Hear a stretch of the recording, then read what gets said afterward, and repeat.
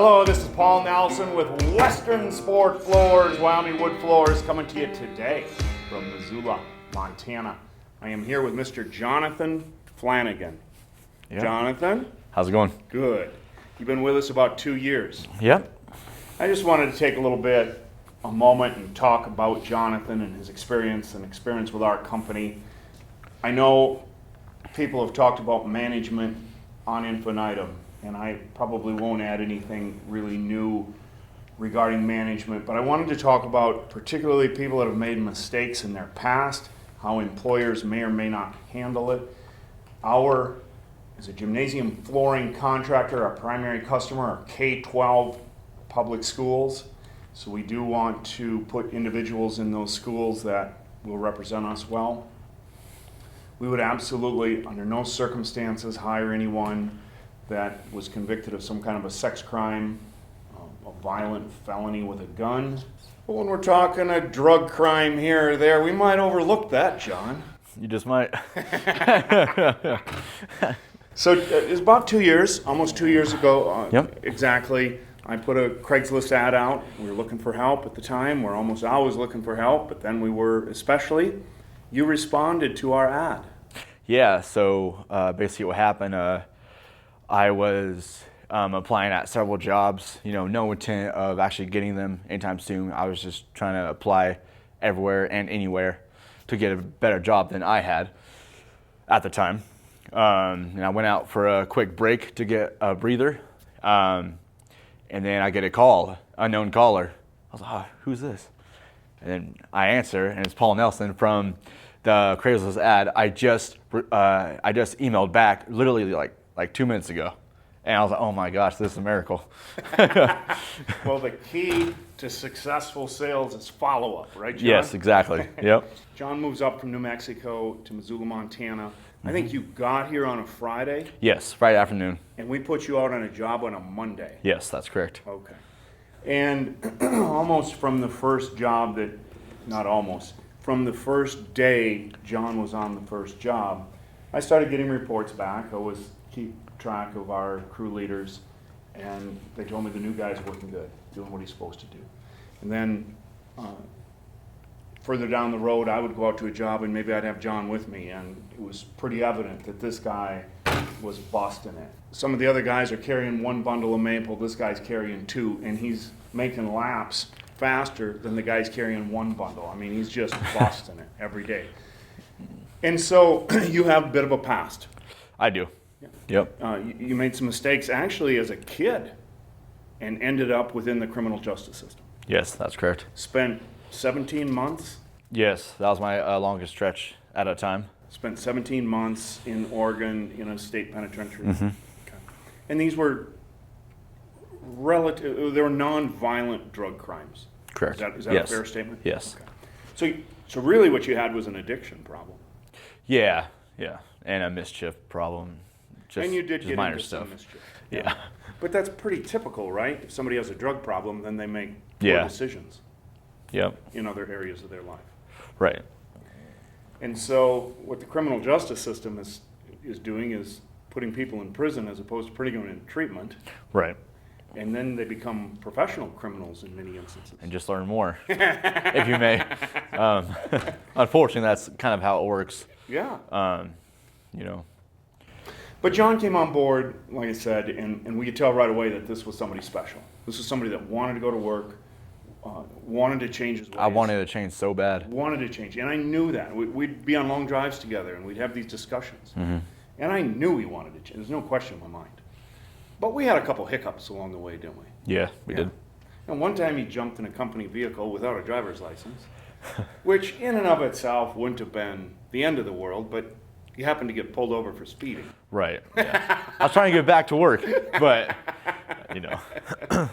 So that required a little bit of hassle on our part. I don't know, we didn't really do anything, right? We said, don't do that again, John.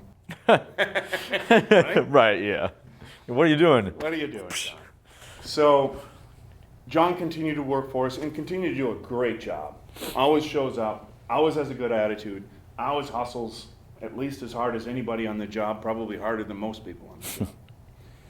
John's the kind of guy that will work 55 hours in 1 week, and on Friday night at 8 o'clock at night, he'll call me up and he'll say, hey boss, can I clean the warehouse this weekend? I need a few more hours. Hallelujah. This is true. Yeah. Yes, it is. Like today.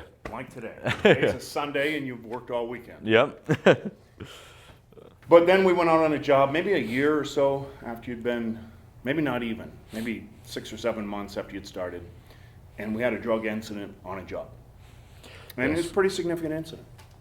And those are things that we can't overlook. Right. And so we sat John down and I said, look, you're going to have 2 weeks of an unpaid suspension. And when you come back, before you can go back to work, you have to provide me with a clean drug test. Right? Yep. And that was terrible for you. Yeah. Not being able to work. No, it drove me insane. I was like, why did I do that? And we had just given John a raise. Right. Yep. So I said, sorry, you lost your raise. Yeah. So I took the raise away. So when he came to work, provided a clean drug test, we said, okay, you're going back to work. And sometime between the next 6 months and a year, we're going to give you another random drug test. And if you pass that, we'll give you the raise back. Yep. And then we're going to forget about it. Now, we're not forgetting about it because I'm telling the whole world this. But Right. as far as your employment is concerned, Yes. we've forgotten about that. Exactly. Okay. So 6 months go by, and John mentions it to me from time to time. Hey boss, when am I going to get that drug test? I want to get my raise back. And we're always busy. I'm like, oh yeah, John, we'll do it. And so we start approaching the year, which was the upper limit to that time frame that Right. I told him. And so I knew I had to be true to my word. I was like, what's going on here? And what's going on? So we're driving down the road, right? You Yep. and I? Yep. Doing some job? Yep. On a recoat job. We're going on a recon, okay? Yep. And I look over, trying to drive kind of like with one eye, and I'm like, John, look at me in the eyes. Tell me you'll never do drugs again as long as you live. And that's exactly what I said. That was your drug test. Right? Yep. The eyes can't lie. I just can't lie. And I felt that John had proven himself over and over and over again on the job. And I felt comfortable as an employer to forget this, give him the raise back, move ahead. And I'm absolutely proud to work with this guy every day of the week. Thank you. Okay. And I just wanted to bring this up to talk to other employers that there is a massive drug crisis in this country. And it ends up putting people that effectively are sick, they have a problem that wouldn't be unlike diabetes or obesity. It's a behavioral problem, but it's still a health issue. But they end up in the prison system, which has the effect of making them into professional criminals if they're not careful. Yeah. Right? For what otherwise is a fairly minimal offense or even possibly a health issue. So John, really, this is a story about redemption at some level. Can you talk about that and what that means to you? And I'm not fishing for a compliment on my own, but what it meant to have people that believed in you and gave you an opportunity to change. When I do mess up or when I do backstep, I can move forward so quickly and get back on the right track pretty much twice as fast as I failed. That's one good thing about me that I recognize. And I am grateful that you hired me because that gave me a chance also to prove to myself, not just to you or not to my family or friends or to my coworkers, but to myself really. Like, I feel happy inside. Like, before, I was just happy physically, I guess, but now it's just like physically and mentally. I look forward to going to work every day, and I enjoy it, you know? Right. So, well, I appreciate that, John. And I loved what you said. It gave me an opportunity to prove to myself. Because Yeah. who am I? At the end of the day, before you met me, I wasn't important in your life, right? I didn't even know you. You didn't know me. So, but the ability to go take a job and prove to yourself Right. that you have value, that you have worth. Yes, and also one thing I want to say is, so my very first job I worked was Allen Fence. I worked that job for 11 months.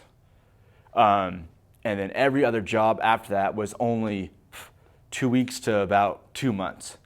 And so also I wanted this job to prove to myself that I can work more than getting a paycheck more than just getting some more drugs after my first check.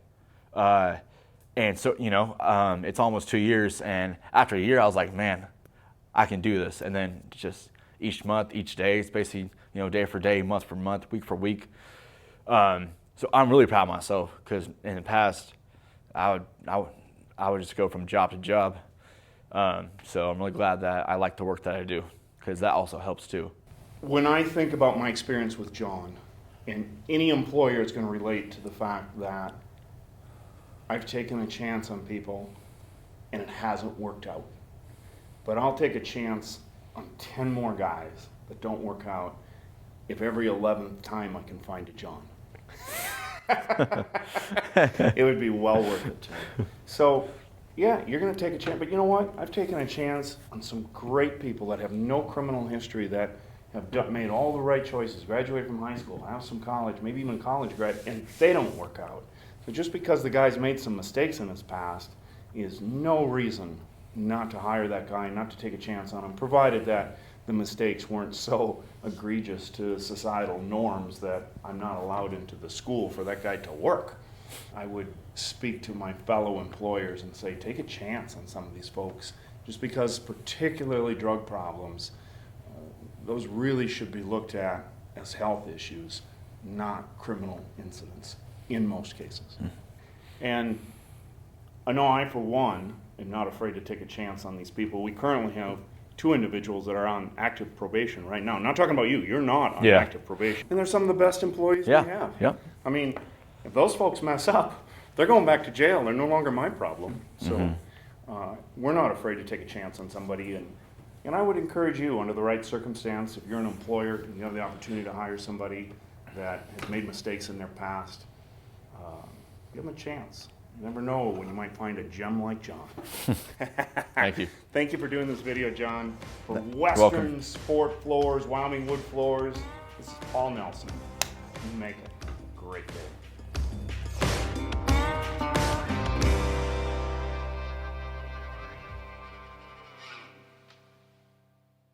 It's a pleasure. Thank you. All right. Have a good night. So you're going to come in tomorrow. You're going to get that trailer floor. Yep. But first of all, you're going to get Jesse, Kusky, and Kyle on the road. Okay. Okay? All right.